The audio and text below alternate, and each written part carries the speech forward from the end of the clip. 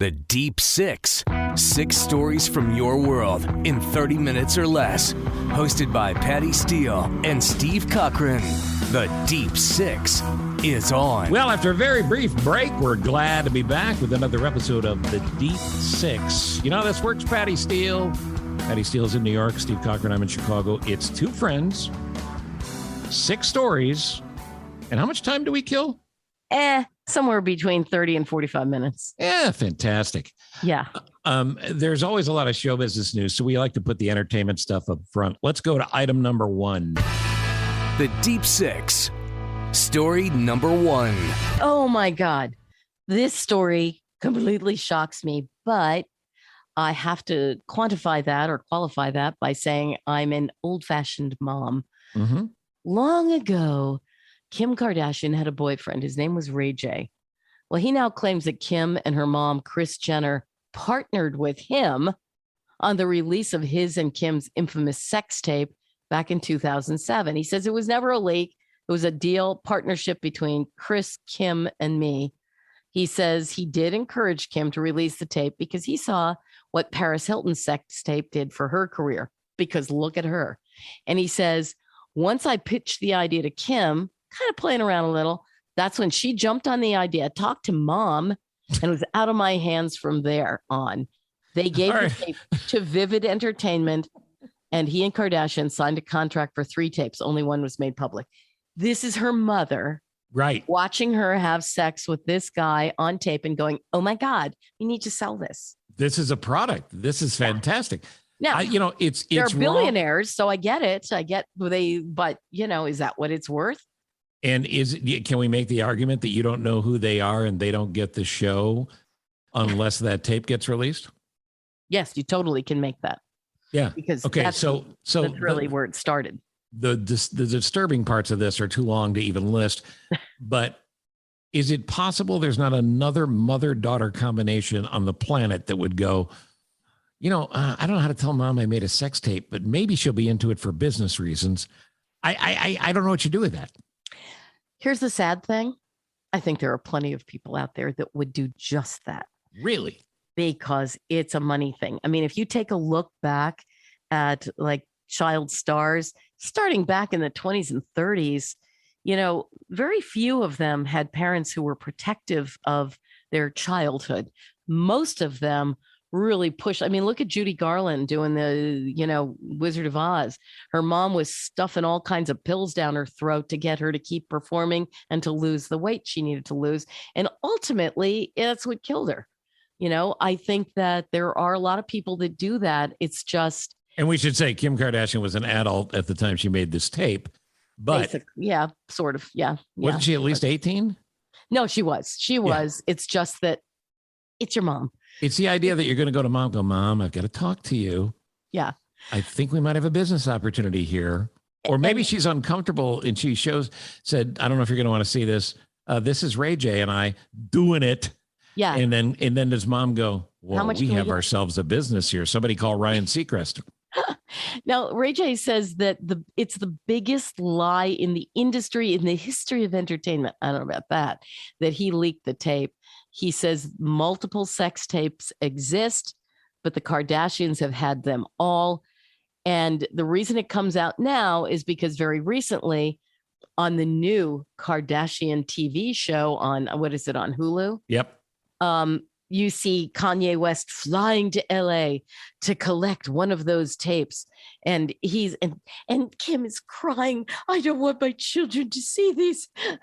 But she's putting it on her TV show and she's bringing so I guess. Yeah, look, I've probably come full circle on the Kardashians. It used to bug the hell out of me that the show business I know, you got to work hard. You have to have talent. Right. You got to catch a break, but you have to work to get to a certain place. And you have not to have just show your butt. Right. Yeah, you have to have some kind of skill. Right. This career of this entire family, careers of this entire family, and literally billions of dollars was launched by this sex tape that mom had the great vision to see could be big, really, really big. That was their ticket.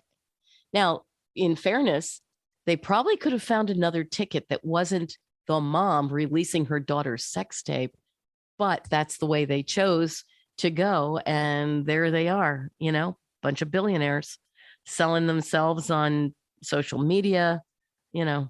It's crazy. Hollywood's known for its copycat movies and tapes. Mm-hmm. I mean, I know this is sort of a Paris Hilton knockoff in a way, but I guess I'm happy that there weren't more and more mother-daughter sex tape teams. This one, actually, they were way more successful than Paris Hilton. Oh, yeah. Yeah. It's crazy. So the mom took that little in, and man, she worked it. She turned into the ultimate businesswoman. It's pretty crazy. She's like the Bill Gates of sex tapes. This is a ridiculous show business story, but it's a ridiculous show business story of a different kind. James Cromwell is a very highly regarded character actor. Yeah, we love him in Succession. Oh, yeah. He was in, as one of my coworkers pointed out today, wasn't he in Babe? Well, yeah. Yeah, the pig movie. But he was in like a ton of, but I'm a Succession fan. So LA Confidential, exactly. Yeah. Yeah. So here's the deal. He is very much an animal rights activist, which is fine. Good for him. Yay. But he decided to engage in a protest this week at Starbucks in New York City. Mm-hmm. This week being the week that we're taping this. Right. To protest the chain's policy of what? What do you think he was upset about? Do you want me to tell you because I know, or do you want me to go? No, yeah, pretend you don't know. What do you think he was upset about? I can't even possibly imagine. Maybe he thinks the coffee tastes a little burned. Nope. That's he was where I am. He was upset about the Starbucks corporate policy of charging extra for plant-based milk. Yikes. Well, that would be oat milk, which I love. Almond milk, which I love a little less. Soy milk. I happen to love also half and half. So I'm multifunctional when it comes to dairy and non-dairy creams. Well, this is something he announced he would do. PETA's involved because they're such fun. And they live streamed footage of this James Cromwell protest. His protest was gluing himself to the cafe counter at the Starbucks. And he read a prepared statement in which he denounced Starbucks' vegan milk upcharge, calling it harmful to the environment and discriminatory towards those who suffer from lactose intolerance. Doesn't this sound like this is written by The Onion? And also, yes, and also vicious to cows. I think he said something about that these poor animals are sucked dry and injected with things to make them keep getting sucked dry. And his point was that Starbucks, on average, charges about 50% more for any kind of cream product or milk product that isn't dairy based. So his big deal thing is if you didn't upcharge, people would use more vegan milk than they do now. Well, they might. I'm not sure. But it seems to me that's what he's trying to say by gluing himself to the counter. I think if you're going to Starbucks and you're paying like $6.50 for a cup of coffee. Yeah. You're probably not going to mind paying an extra 50 cents if you really want almond milk or oat milk. This is not going to Dunkin' Donuts or McDonald's for your coffee, No, and I do have to say, gluing yourself to the counter, I don't know what that proves other than the fact that you're kooky. Well, yeah. And then he took like a butter knife and scraped his hand off and left. Right. So. You know what this reminds me of? Look, I fully support the American. And I love him. I did you too. No, I do too. And I happen, and again, love oat milk, but that was a little goofy. Well, I had a friend of mine who was involved in the agricultural business, and he said almond milk isn't milk because you can't milk an almond. And he's right. That's actually not true. You'd have to have tiny, tiny fingers. Little tiny fingers. You just squish it really hard. So Cromwell's goal here was to bring attention in a world with a war in Ukraine, with a recurrence of COVID that's frightening every day, with all the various problems that we have. Bring this Stop the Vegan Upcharge now to the most expensive place you can get coffee anywhere. It just seems like your protest time is better spent elsewhere than this particular protest. It's kind of a 1%er problem. It does seem like that. And I have to say, squeezing an oat to get milk out of it. Yeah, maybe protest something at the Starbucks that would ring true with me, like the pressure I feel to learn the language of Starbucks Latin. Right. I want that cup right there. Put milk in it. Yeah, it's insane.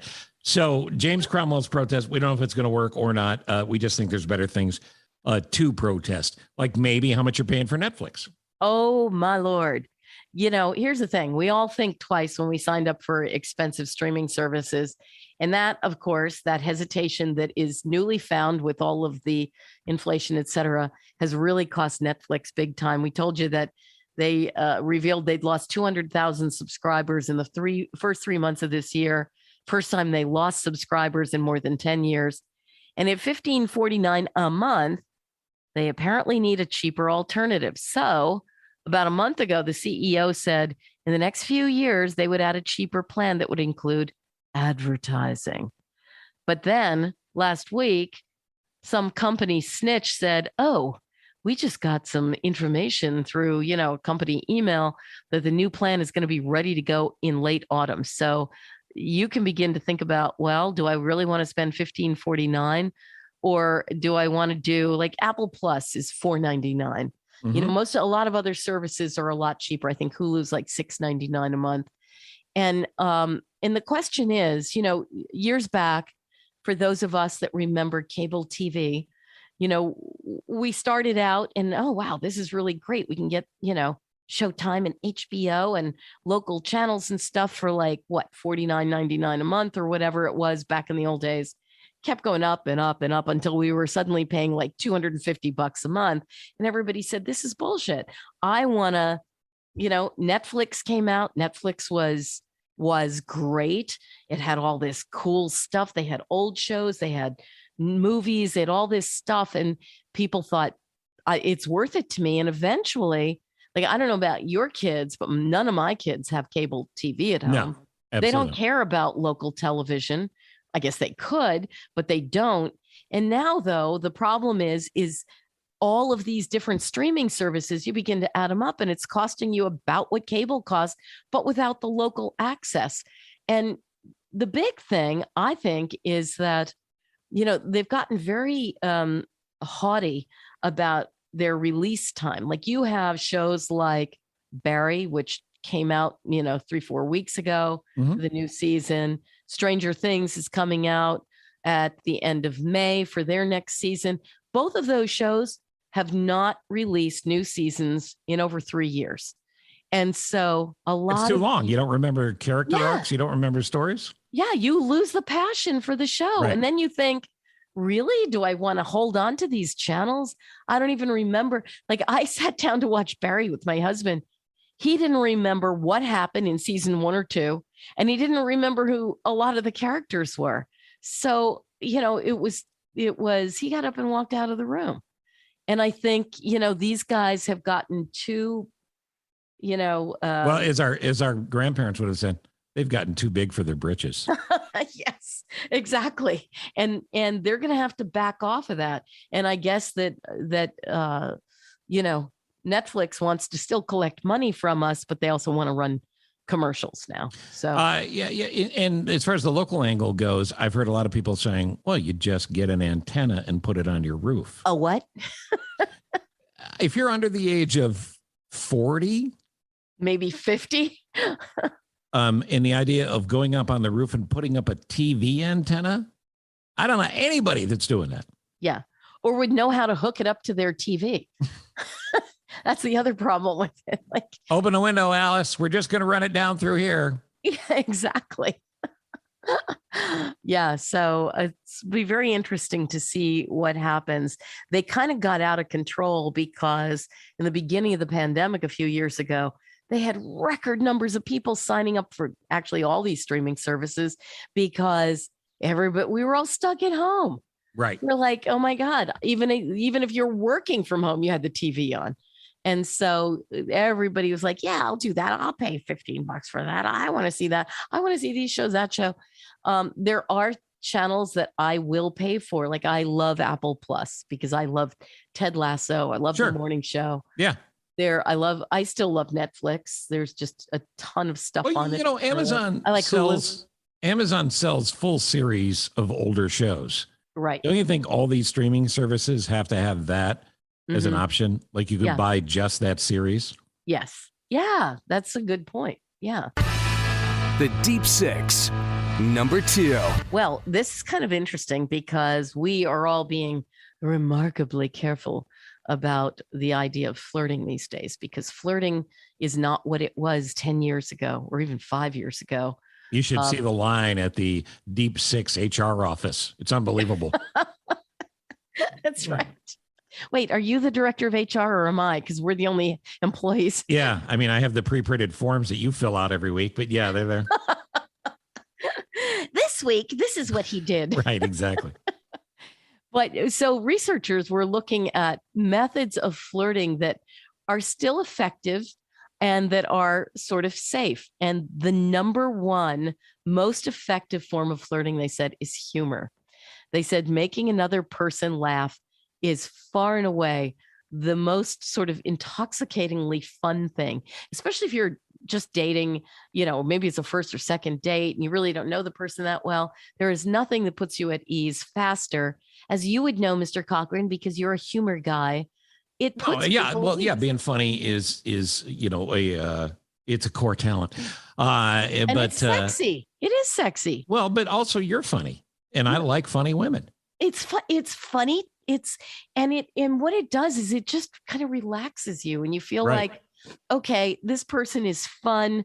I can have a great conversation, and we can either move on or we can enjoy this. But they do say that it is most effective for men who are looking for a long-term relationship. So if a guy is funny, and you got to remember this, guys, if you're not looking for a long-term relationship, don't overdo the funny. Oh, because I get it. So if a guy's looking for a long-term relationship and he's legitimately funny, there's a better chance that you're going to end up getting married to whomever. You're going to relax them and keep them interesting. Keep them interested. Now, they say it is least effective for women who are looking for a one-night stand. And God knows there's nothing like a great laugh before you pop into bed with somebody and then move on. So if I understand that point correctly, that would be, I'm really ready to go, and I think you're ready to go, but you want to do like 10 minutes of the last stand-up special you saw. Right. You got to hear this. Yeah. Waka waka. Yeah. Listen, it all makes sense. It pushes the wrong button. This goes to the relationship question that comes up all the time. What do women want? I want a guy that's honest. That's what your team always says. Yes. And I want a guy that's funny. Right. So honestly, yes. Does funny end after you get married? Is that when a wife eventually goes, okay, funny boy, everything's not a joke. Could you maybe help around the house once? Or you do what happens in this house. He makes some weak attempt at a sexist joke, and I go, okay. And then he goes, oh, don't find that funny? No, actually, I don't. And that leads to a whole nother discussion. Right. But they do say that honestly laughing at another person's jokes is a really effective flirtation tactic for both sexes. So if you are trying to maintain a relationship, you have to find it within you at some moment to say, oh my God, you're too much. You crack me up. Even if and if you're not naturally funny, I just don't like your chances. I think you're going to live alone for the rest of your life. Right. Exactly. So, all right, now the Kardashians have slipped back into the Deep Six, and how is that happening? Well, here's the thing. There's a new TikTok trend. It claims to analyze a photo of a couple to figure out who wears the pants. Now, it says that the way a person posed with their partner in photos indicates who holds the power in the relationship, and it's all based on the lean. So what they do is they take your picture and they highlight the green with green lines. And if your body and the green lines are moving towards the woman, that means she holds the power. If the woman is leaning towards you, that means he holds the power. And the reason we brought up Kim and Pete was because a TikTok user applied the test to a photo of Kim and Pete. It went viral. And a lot of other people shared the results. Now, the one thing in the story that I read is it didn't really say who was the pants wearer in the Kim-Pete relationship. What do you think? I'm trying to find pictures of them while we talk, which isn't going to help people listening to the podcast per se. But every picture I see, he is leaning towards her. There you go. I'm betting that is the way it works out in that relationship. Well, you were telling me he got a spray tan? Yeah. So when he was at the Met Gala a few weeks ago with Kim, and she wore that Marilyn Monroe dress and everything, he looked really good. And so there were a lot of women that were looking at him as opposed to her and going, wow, I kind of thought that he was way overreaching to go with her, but he looks darn good. And then they analyzed him and they realized, holy crap, he's got a spray tan. And so they were all saying, this is all he needed. This is all he ever needed, because before he looked like a cadaver and now he looks like, kind of a sexy guy, a sexy Staten Island guy, but it's sexy. Yeah. I don't know that a lot of guys in Staten Island are getting spray tans, and that'll mean more to you if you're from New York. But here is the thing, as far as I'm concerned, the Pete Davidson rumor with all these beautiful women has always been he's mysterious, he's vulnerable, and he's hung like a Kentucky Derby long shot. And all of those things seem to be public knowledge. Here's what I've heard about him. People say that he 100%, and he talks about it too, treats women like they are an absolute princess. Like, you are the most beautiful, funniest, most interesting women I've ever met. And he totally focuses on them. Well, that's how he says he does it. Well, thank God. Then you've just reconfirmed what all men want to hear, is that size doesn't matter. Exactly. By the way, Lorne Michaels says he has no clue why this guy, A, is successful in show business, or B, so successful with women. So it's just funny. It's funny. Listen, I've got one more when it comes to relationships as well. And this is an amazing statistic, and I don't know that I buy it. Right. But over a fifth of Americans met their spouse while they were traveling. What did this come from? TripAdvisor? Yeah, right. 2,000 Americans who've traveled internationally. Right. And they traveled, some for the specific purpose of having fun, maybe meeting somebody special, but you're on vacation. But 23% of respondents say they married someone they met while traveling. But can't you see that, like, now that's not to say that the marriage lasts. Yeah, that's just true. That you're relaxed. You look your best because you bring pretty clothes. Maybe you've got a tan, or maybe you're skiing, whatever it is you're doing, you're in a different zone than you are when you're trying to get back to work and you're doing all this stuff and you've got other calls coming in. Instead, you're relaxed, you're doing exactly what you want, and you're doing it in the same place the other person is doing what they want. Yeah, it's true. So they're relaxed, you're relaxed, you're both wearing less clothes. Anything's possible. Anything's possible. And so, there you go, marriage. You can tell, if you're curious, ladies, you can tell a single man versus a man in a committed relationship, because if you're on a vacation, the man in the committed relationship is wearing flip-flops and a bucket hat and carrying a beach chair. That's right. Yeah. You're not going to find that. Offers to carry your beach chair. You're not going to find that in the single dude world. No. So I don't know if a fifth of people is right. That means one in five. That's a lot of people. It's a lot of people, but it is 2,000 surveyed, so it's bigger than the normal number. Look, when you talk about relationships, you want to have a great relationship with your mom, even into your teen years, as we go to item number 3. Yes. Well, it's interesting because most of us who have had children and have had a child that has reached the epic age of 13 feels like, up to that point, it's like, oh, he's my little baby. We're having so much fun together. Well, you walk in the house and they're like, Mama, you're home, or Daddy, you're home. And all of a sudden you walk in and it's like there's a brick wall there. And they're like, oh, you're home. All right. That's for dinner. Yeah, maybe if you're lucky. Do I have to stay for dinner? So a new Stanford University study tells us why this happens. They say brain scans found that 13-year-old teens' brains start tuning out, particularly their mother's voice around that age, because they no longer find it, I'm doing air quotes, uniquely rewarding. Mama's voice is not rewarding to you. The brain's reward circuits, they say, and centers that prioritize important stimuli are now more activated by unfamiliar voices than their old sweet mother's voice. They say it's all part of emerging into the outside world. So no matter how annoying it is, it's really just the way it has to be. So the way, if you believe in God, the way God designed you as a Yes. teenage boy is eventually you're not going to be so enamored with mom and you're going to leave the house. Oh, and I can tell you from, experience or a teenage girl. Yeah. Yeah. It's no longer, I can't wait till you get home. It's, why are you coming home now? Yeah. Or the eye rolling. I don't know. We've The done a eye full study on rolling. the eye rolling. But we do some of our own eye rolling. And that starts when we're much younger, when we have, and we were talking about this, you might have an aunt or a grandma or somebody who comes in the Mhm. house and goes, yo, there's my little Steve. Oh, Mhm. my little baby. And they grab your cheeks and they want to give you a big wet kiss. This actually created an internet a blow up of sorts. Right. Mom raging. You know what mom raging is, right? Where Mhm. moms start fighting with each other on the internet.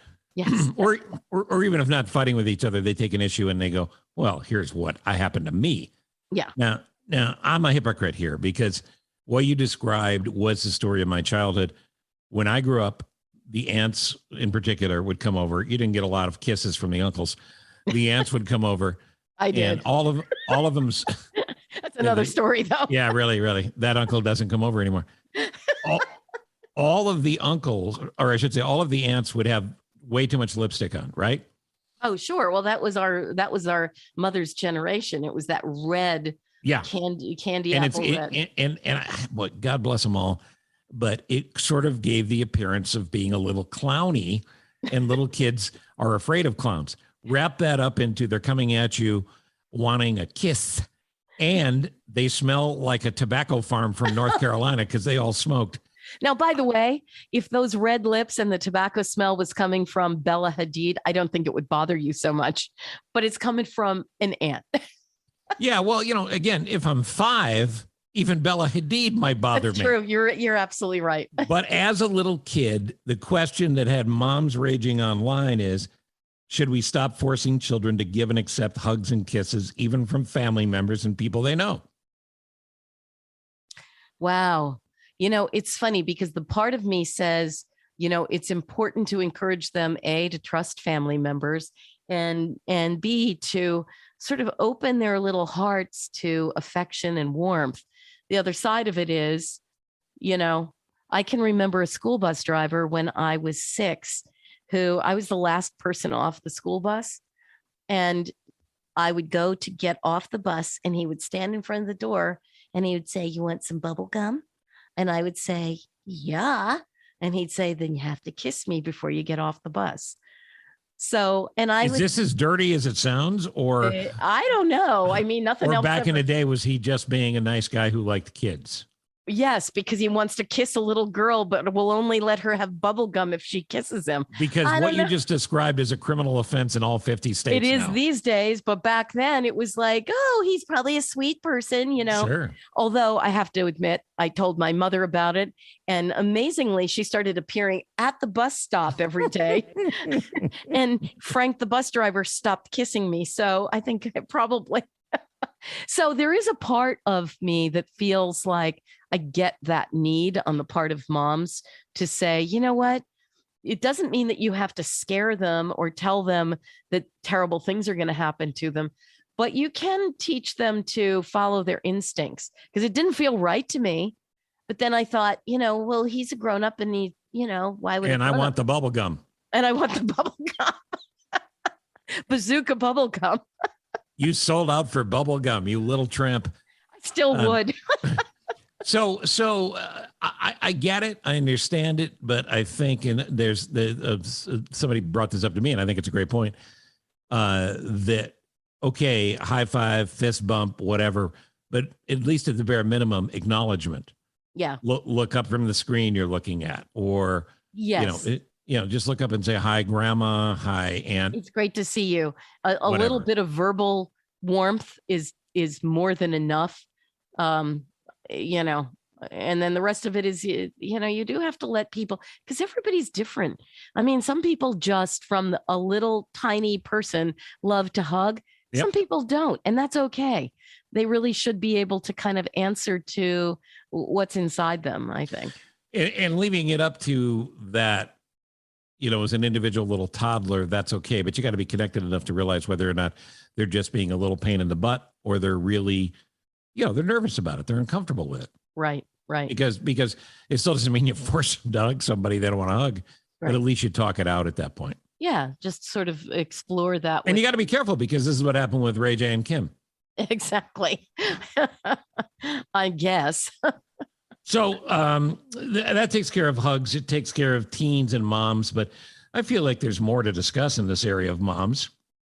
Yeah, it's funny because we were talking about, back on Mother's Day, we were talking about the relationships with moms. And so, you think about, well, what makes my mom happy? I want to make her happy. Is it, like a great purse or whatever, or, what makes them feel connected to you? And experts say things moms love most. And there will be plenty of women out there going, hell no, I want the purse. But they say what moms mostly want is time with you. You can take her shopping, on a picnic, to a show, bike ride, that kind of thing. And if you're not with your mom and you really miss her, you should skip the places and this, by the way, isn't just for Mother's Day. It's for birthdays, Passover, Christmas, Easter, whatever. It really is a sense of understanding how to celebrate with the mother figure in your life. Now, here's the issue. And this is what I was thinking of is I know an awful lot of people who have kind of a toxic relationship with their mom, but they don't really feel like they can skip the get together. And so I started looking online for what experts say to do in that kind of a situation. And I really liked what they had to say. They said, create a set time when you're going to leave the get together. And better yet, try to do the celebration in public so that this is when we're going to arrive. And when somebody gets the check, that's when we depart. And on top of it, because you're in public, unless you have like the most insane mother, there's not going to be the loud arguments that there might be if you're in the house and they don't like what you're wearing, who you're seeing, what you're eating, what your job is. So they're saying that's a really good way to avoid the argument. And they said, go into that knowing what you are not willing to say or do. Like if you expect your mom is going to give you like a really hard time, just understand what you're not going to allow her to engage you in. And maybe vice versa. So set up some boundaries. Set up some boundaries, maybe for both of you, because it's not always her fault. And then finally they say, plan a reward for yourself once you leave the festivities so that you kind of have something to look forward to and say, I got through this. She is my mom. And know that eventually, a lot of times, all of these things kind of play themselves out as we get older, And the thing is, you're going to be able to look back and pat yourself on the back for the times you put up with a relative, whether it's mom or somebody else, that was less than cooperative and bordered on toxic, or maybe was toxic. At the end of all of our lives, if we can look back and go, well, it wasn't great, but I tried. Yeah. It's very interesting. I mean, I've lost both of my parents and I am so incredibly blessed with what beautiful, loving people they were. But I didn't always feel that way right in the middle of it. Like My mom was this just very festive, very fun, always happy, always terrific. But she was kind of disorganized. And I spent a good part of my childhood wishing that I had the mom that made the perfect, I think we've talked about this. Yeah. Made like the Wonder Bread sandwich with a slice of bologna and a nice, neat little lunchbox. And I was as likely or not to open the lunchbox and find like a cold pork chop. Because she'd go, I thought you would like that. It was left over. She just wasn't. And so I would wind up not even eating lunch because I didn't want to, she's a little wild. And I look back now, and that's actually one of my very favorite things about her. She sounds like an amazing woman. In all the years I've known you, I did not know your mom. Mm-hmm. And the stories you tell about her, the love you have for her, it's pretty great. Yeah, she was, and my dad too. But the thing that was interesting about her is a lot of the things that made me crazy about her.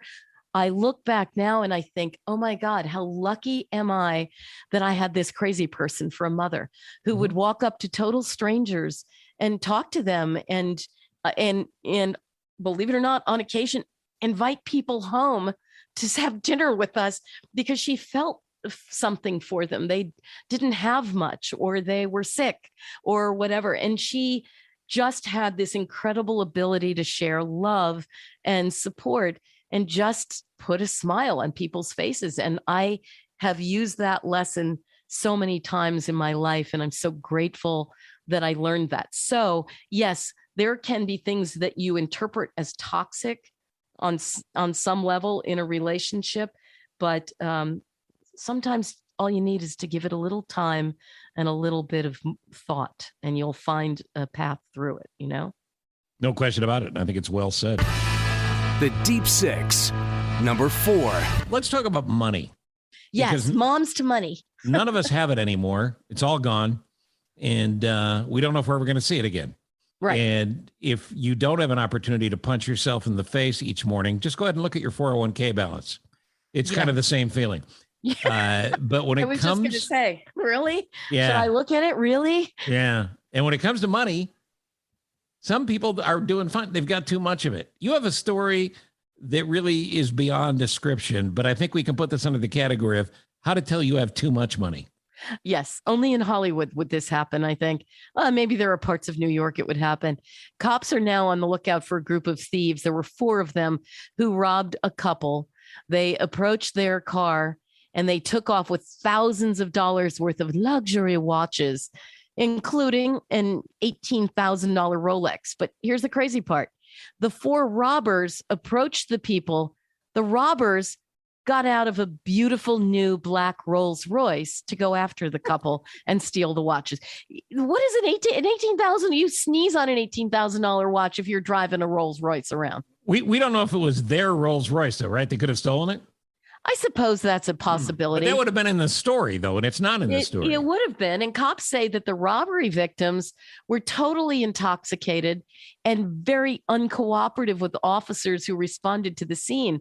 So, I mean, it's like really rich people robbing other rich people and not wanting to cooperate with the police on it. And there you go.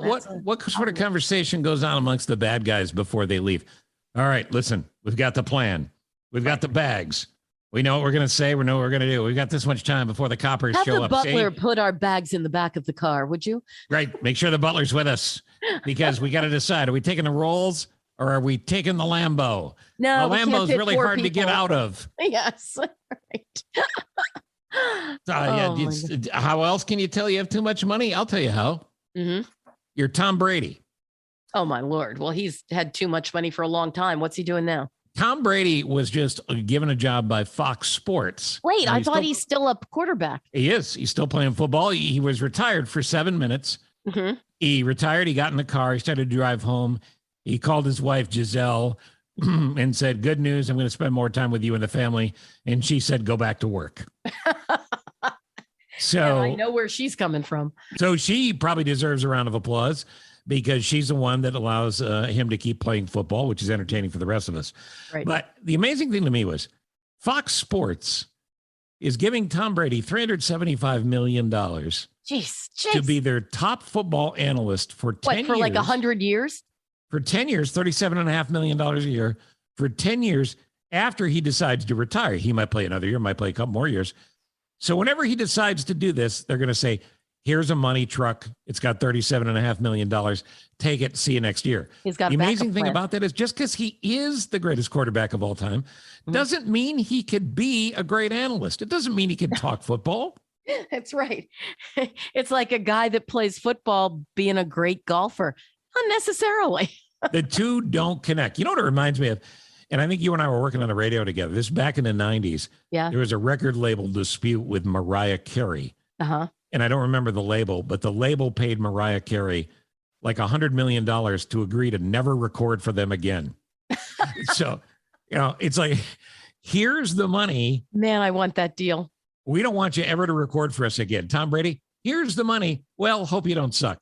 Another way you can tell you have too much money. Do you have a third? Oh, that's unbelievable. Actually, I can tell you a way that you know you don't have enough money. And that is a story not about Tom Brady, not about the Kardashians, but about me. What's going on? So I got a car And I really love my little car. It's a dark blue car. It is 11 going on 12 years old, but I love it. It functions really well. Here's the thing. Starting about a year and a half ago, this bird came to my house. Now, I should preface this by saying I don't have a garage space for my car because my husband uses the garage. And so there's no room for my car. Because you don't have enough money. Right. So the bird lands on my rear view mirror and he craps down the side of my car. But he does it every single day, day after day after day. He does it to my daughter's car too, because she parks in the driveway as well. And so I was trying to figure out, how do I get past it? Now, here's the thing you have to understand. This is not like some tiny, adorable little bird. This is like a flying dog. I mean, my son said to me, wow, you know what I'll do? I'll come home and I'll get my old BB gun out. And I said, you can't do that. This is a federal offense to shoot a songbird. We just have to figure out a way to discourage him. Well, what you're describing is a pterodactyl songbird. Yes, exactly right. I mean, this is like a large human with white stuff. Right. It goes down the side of my car and it's a dark blue car. So I thought, okay, there's got to be a way that doesn't involve killing this beautiful animal, pterodactyl. And so I go online and they've got a million different ideas. One is they say, put some socks over your rear view mirror. Well, I don't know about your rear view mirror, but this thing is massive. I mean, what, Shaq's socks? Where are you going to get socks that size? That fit that, yeah. So that doesn't work. Then they said, well, or you can take a plastic bag and tie it around. Well, you know, am I going to get out of my car every single day and tie a plastic bag over both sides? And then what happens if the bird sits on the roof and craps down the side of my car? So that didn't seem like a good idea. So I kept looking. Then it said, what you should do is get a very large rubber snake, put him along the roof. At what point do your neighbors see all this, think you're nuts, and order the authorities to take you away? To take me away. So the snake, you know, okay, I hear that, but, you know, what if the bird just doesn't notice it? So then they suggested that you get a stuffed coyote and you lay the coyote across the roof of the car because the birds are very self-protective. I just don't, I don't know where to get a stuffed coyote. And B, then what do you do with it? Do you just throw I get up for work at 3:00 in the morning. I leave here a little after. So you 4. take the stuffed coyote, put it in the back seat? Yeah. And so then I go park in New York City on the streets and people look and see a coyote in there, or they think that I'm torturing my dog and they break the window to get it out. What if you're in LA? You could put the coyote in the passenger seat and use the carpool lanes. That's right. So while you were telling us the story, I actually went to my Amazon app. Yes. I can get you for a limited time a Toscano prowling. Now, this is not a coyote. This is a cougar. Ooh, better yet. $55.76. I can get a prime delivered by tomorrow. Wait, how big is it? Well, am I going to need 2, one for each side of the car? I thought we had a discussion that size didn't matter. I thought we talked about this. It does to birds. It is 22 inches tall. Oh, that's big. As far as length goes, I don't have that. Of course you don't. I'll tell you what I'll do. Let me go in the back and talk to my manager. What's it going to take to get you into this coyote today? Wait, you said it was a cougar. Cougar, coyote. Whatever. I'm the cougar and that's the coyote. So there you go. I mean, I think it's a problem solved, really. There's an idea. Maybe it's a cougar that it's like a woman that can lay across the top of the car and scare the bird away. Have you thought about possibly diapering the pterodactyl songbird? Just as a thought. You know what? I'm about ready to try anything because I'm getting tired of my husband saying, I had to wash your damn car again. Okay, well, let me have a garage space and you won't have to. The Deep Six, number 5. This goes to the workplace. Not everybody's back to work, but a lot of people are. What do we know? Well, it turns out most American workers are keeping a secret from their employer and even their coworkers. And that secret is their real personality. A new survey says 64% of us are fearful of being authentic around others in the workplace, with 7 in 10 saying they adopt a completely different personality when they're at work compared to their normal persona at home. What do you think of that? So if I understand this correctly, it would be people like, I'm trying to think of people in the past who surprised me. Like I knew a couple of road ragers. Uh-huh. So like, we'd be in a car going somewhere and I thought I knew this person's personality. And they're going, get over there. Right. Yeah. They'd be driving and somebody cut them off accidentally and they're screaming at them that they're going to kill them and kill their family. And, one male, one female. So, but is that what they're talking about? I have a completely different take on this. I don't know exactly what they're talking about. They're just saying, I think that we're all being very self-protective. In my world, I have an awful lot of people I work with that I wish would change their personality. I wish they would come to work and just be the nicest, sweetest, gentlest people. I don't really care. I don't give a flying frig what they do when they get home. But when they're at work, hey, try to be a kind of a nice person.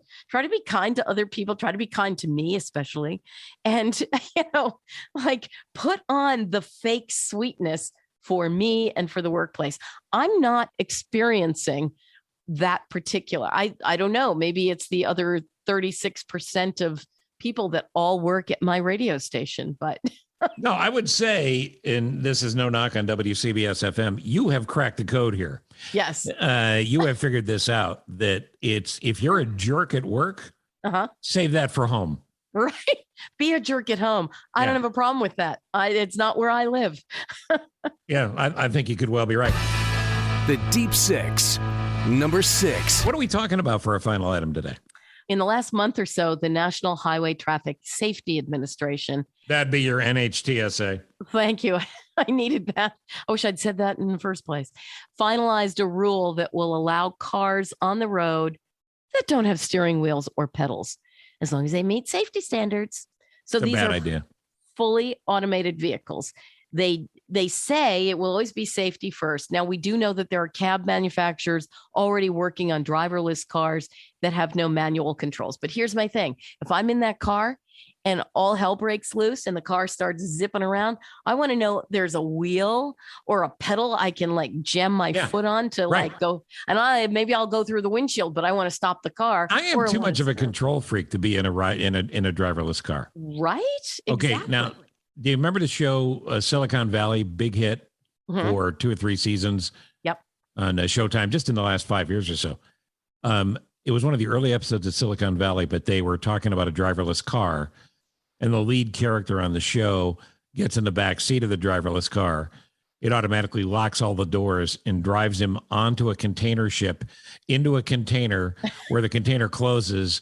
And as the ship leaves, you see he's headed for mainland China. Right, to pick up stuff for Walmart. Yeah, you don't have all the control 100% of the time that you have when you drive. And there will be problems. There will. Now, here's the thing. We just saw a story in the last couple of weeks about this guy who was on an airplane coming back from the Bahamas. And all of a sudden, the pilot, it was a little bitty plane. It was just him and the pilot.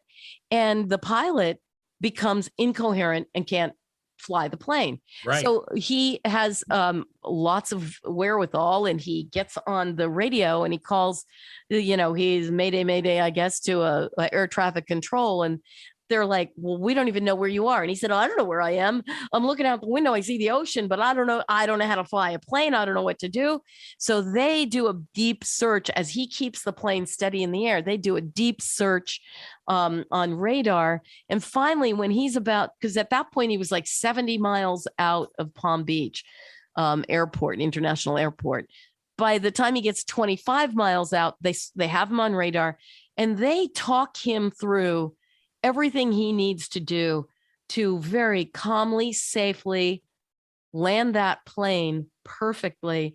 And that's an amazing story, because that's the movie, right? That's the movie we've seen a million times. The pilot's down, you've got to fly the plane. But this is literally a guy who'd never touched the controls of an airplane. Stays completely calm and manages to land it so smoothly that air traffic control says, you know what you've just seen? You've just seen a civilian land a plane perfectly. And he just came in for this smooth landing. How do you not completely A, vomit, B, just grab the handlebars or whatever you use to fly a plane and just dive straight into the ground? I don't know. Yeah, no, it's amazing. And there's a thing that is so counterintuitive because I've taken the stick on a private plane a couple of times. Well, excuse me, I didn't realize it. Yeah, and when you're operating a plane, Uh-huh. because I've only been in the cockpit a couple of times, but to describe it, there are these foot pedals. I'm making this as basic as possible for me, not for the audience. And for me. and when you release the foot pedals, it can change the orientation of the plane, up or What down. does that mean? I don't even know what that means. Now I'm scared. So if you want the nose to go up, you're going to jam on the pedals. If you want the nose to Do go you down, jam them on, or do you slowly push them on? I jam. Yeah, I jam. I could have this backwards. If you want the pedals to, Oh God! Don't if be you want backwards. the nose to go, if you're listening right now on a plane, I'm trying to get you landing it safely. When you jam the pedals on, I May think have this completely wrong, but yeah, it could be wrong. I think the nose goes down actually, and when you let the pedals up, the nose goes up, and then you've got the steering column, the yoke, to be able to wow, look at you. to tilt the plane in a way that it would fly to the left or fly to the right. I don't know anything beyond that in the seatbelt. Well, hey, I'm the one that called it handlebars, so Yeah, so on your plane, you've actually got those tassels that come out at the end. and I have little cards in my wheels so that Yeah, you're putting cards in the spokes on the plane's wheels. I don't know who this dude is, but I heard the story and it is amazing. Yeah. And he now has lead story for every party, get together, and family event for the rest of his life. Yeah. Oh, aren't you the guy? Exactly. It's the Deep Six. It's everywhere. You can't stop it. You can't even control it. And we look forward to hearing from you anytime. You can email Patty or me, or you could call us if you have our cell phone numbers. Yes. And so follow show notes. Let me give them your cell phone number right now. Yeah, follow the show notes. That's where I put my cell phone number. Right. And we look forward to getting any feedback you have to give us on the Deep Six. Oh, Patty Steele in New York, have a delightful period of time and rest until we do this again. Periods of time and rest. Yes, I will. It should be, a week or so? Yeah, that's just about right. You are the my name is best. Steve Cochran in Chicago, from Yes. Chicago to New York and the rest of the country too. On Yes. behalf of Kim Kardashian and her sex tape, thanks for listening. Thank you so much. Thanks for listening. The Deep Six. Subscribe, rate, follow, or review at pattysteele.com or cochranshow.com.